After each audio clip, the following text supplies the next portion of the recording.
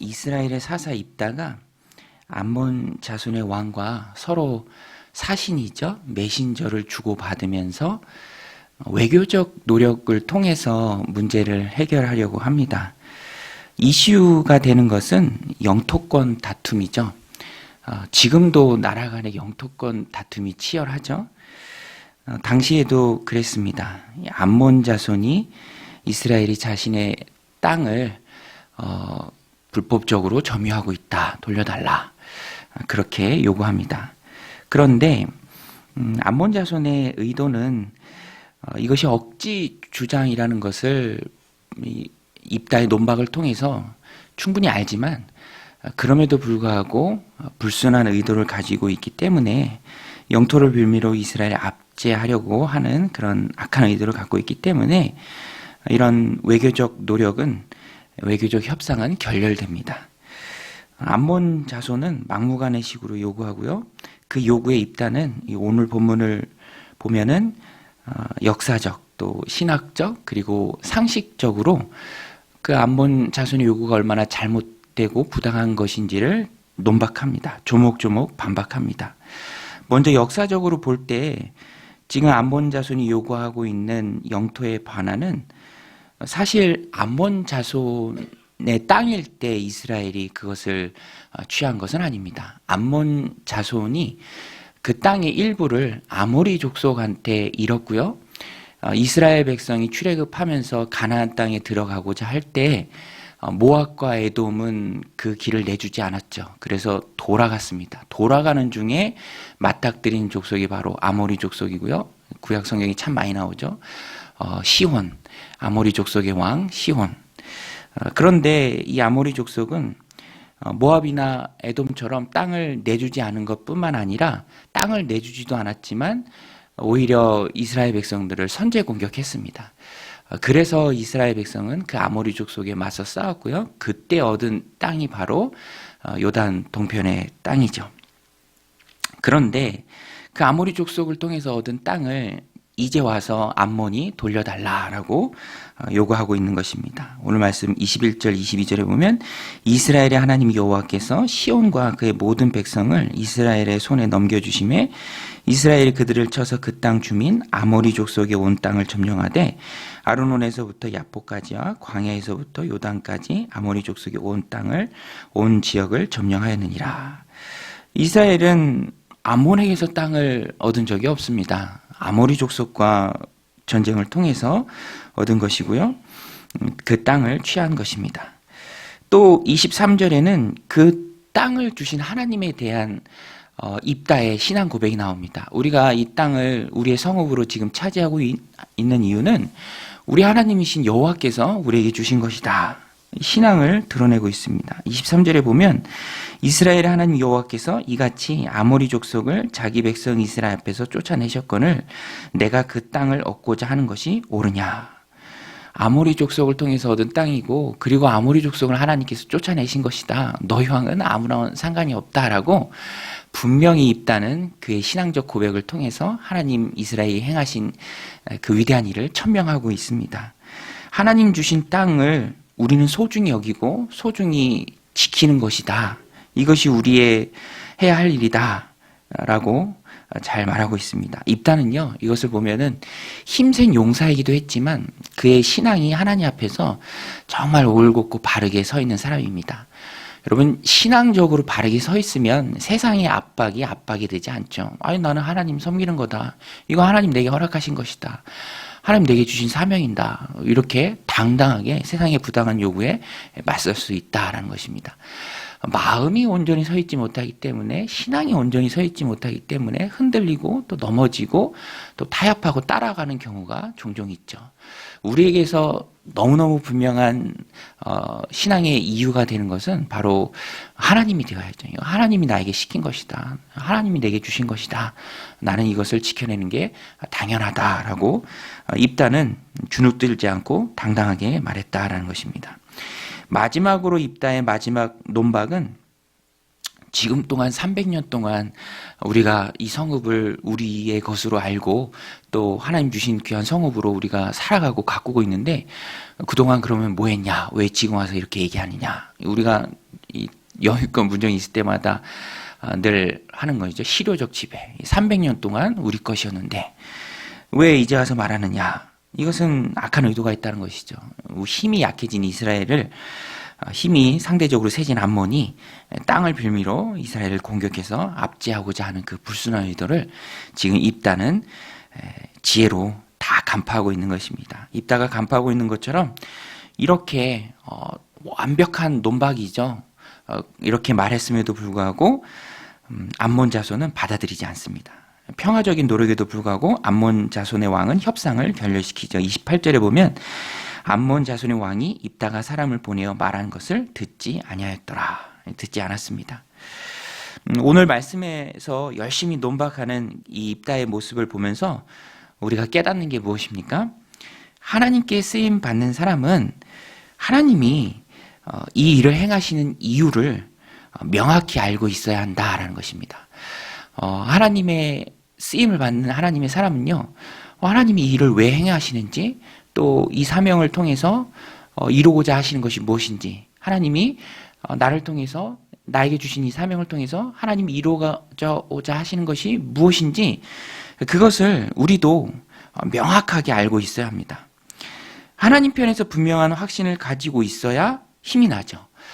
남을 설득하기에 앞서 먼저 자신이 설득이 되어야 하고요.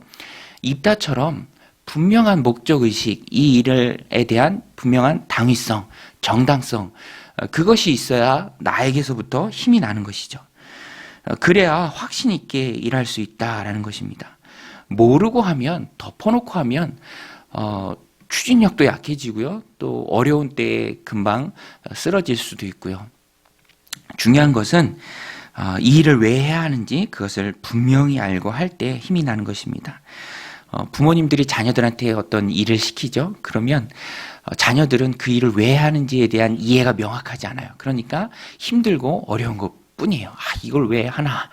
저도 어렸을 때 어머니가 이런 일을 하라라고 시키면 그게 그렇게 힘들었어요. 왜 해야 되는지를 분명히 잘 모르니까 만약에 그때 어머니가 더 잘 설명해 줬다면 기쁘게 감당할 수도 있었겠다라는 그런 생각을 합니다. 막 고추밭 일하는 게 제일 힘들었어요. 고추 따고 고추 쪼개고 말리고 그 일을 왜 해야지. 그런데 사실은 그게 다 돈이 되는 거죠. 어머니한테 큰 돈이 되는데 저는 모르고 하니까 힘든 거죠. 하나님의 일도 마찬가지입니다. 입다는요, 하나님이 일을 행하시는 그 이유를 명확히 알고 있었습니다. 이렇게 명확하게 역사의식을 가지고 있고 또 진정한 신앙을 가지고 있고 또 냉철한 판단력을 가지고 있으니까 암몬 자손의 주장에 대해서 조목조목 반박할 수 있었습니다. 논리적 모순을 다 집어낼 수 있었습니다. 이 옳은 일을 할 때 힘이 나는 것이죠. 그래서 이런 것이 중요한 것은, 명확하게 알고 하는 것이 중요한 것은 입다뿐만 아니라 입다를 따르는 백성들에게도 힘이 됩니다. 우리가 이 일을 왜 해야 하는지, 이 일을 해야 하는 목적이 선명해지기 때문에 백성도 한 마음 한 뜻으로 입다를 따라서 용기 있게 힘 있게 하나님 편에 설 수 있는 것이죠.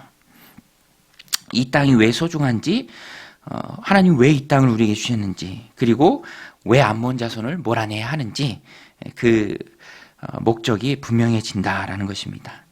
오늘 우리도 하나님께 사명을 받은 사명자들입니다. 사명자들에게는 분명한 목적의식이 있어야 합니다. 왜 하나님이 많고 많은 사람들 중에 나를 선택하셨는지, 나를 부르셨는지, 나를 통해 어떤 일을 이루시기를 원하는지 나부터 확실하게 알고 있어야 세상이 휘둘리지 않고 하나님 편에서 힘있게 살아갈 수 있다라는 것입니다. 링컨 대통령이 그랬죠. 미국의 16대 대통령 링컨. 자신을 부르신 하나님의 목적을 노예 해방이다라고 분명하게 믿었습니다. 누구와 토론해도 지지 않을 만큼 분명한 명분이 있었습니다. 남부 쪽에서는 목화 사업을 많이 했기 때문에 노예가 꼭 필요했죠. 그러나 그들의 이익을 위해서 사람의 자유를 제한한다. 그것은 있을 수 없는 일이죠.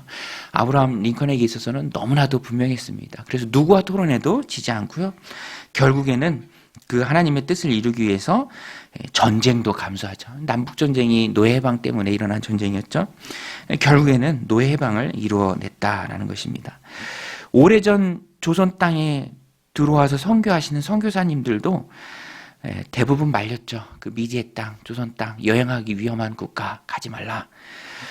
그래도 분명한 사명의식을 가지고 소명을 가지고 또 분명한 당위성을 가지고 이 땅에 다 들어왔습니다. 풍토병 때문에 어린 자녀들을 잃었지만 그래도 포기하지 않고 선교를 이어갔습니다. 그것이 하나님의 뜻이라고 믿었기 때문이죠. 오늘 우리는 그 선교사님들의 순교 때문에 이렇게 편안하게 신앙생활을 하고 있습니다. 지금도 양화진 묘지에 가면요, 우리나라를 위해서 희생하신, 수고하신 그 선교사님들의 묘소들이 있죠. 그 선교사님들의 노고 때문에 우리가 편안하게 신앙생활을 하고 있다라는 것입니다.